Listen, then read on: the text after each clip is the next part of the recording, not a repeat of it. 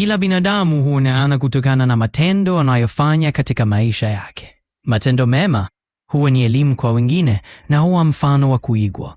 Kila mtu anayechangia amani anastahili heshima.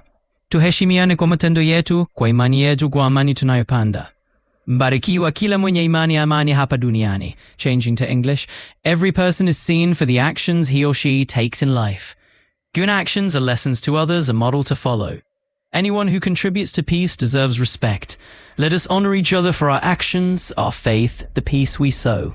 Blessed is everyone who has a faith of peace on earth. Matendo yako, uso wako katika amani ya jamii.